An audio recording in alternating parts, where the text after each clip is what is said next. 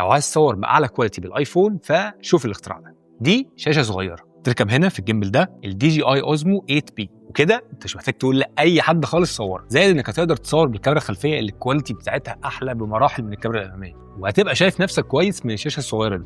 عندك هنا بقى كاميرا صغيره عشان تعمل لك تراكنج او تتبع، والصراحه التراكنج هنا عظيم، لو قفشك خلاص مش هيحل، فمفيد قوي بقى لو انت بتتحرك او بتصور انبوكسنج او بتصور فلوج او اي حاجه. ويشتغل كمان مع اي ابلكيشن، حتى ابلكيشن الكاميرا الاساسي تقدر تحرك الجيمبل منه وتختار الزاويه، ولو دوست على الزرار اللي في الجنب ده تقدر تخليه يعمل زوم، وطبعا تظبط كل الاعدادات وكل السيتنج منه. تقدر تبدا تصوير من هنا او تعمل حركات بايدك زي كده او كده او كده. عندك هنا بقى كمان فلاش هينفع قوي بالليل لو انت بتصور اي حاجه. الجيمبل بيتوصل على طول بالان اف سي على الايفون، تقدر كمان تطوله علشان يتحول لسيلفي ستيك، وتقدر تغير الزاويه بتاعته. وطبعا عندك 3 رجول مش ثابتين قوي من تحت، بيجي مع وصله تقدر تستخدمه كباور بانك عشان تشحن الايفون وانت بتصور. بس يا سيدي كده معاك اقوى جيمبل او ستابلايزر للايفون. لو عايز تعرف سعره شوف اول كومنت واعمل فولو عشان ما يفوتكش اي اختراع جديد.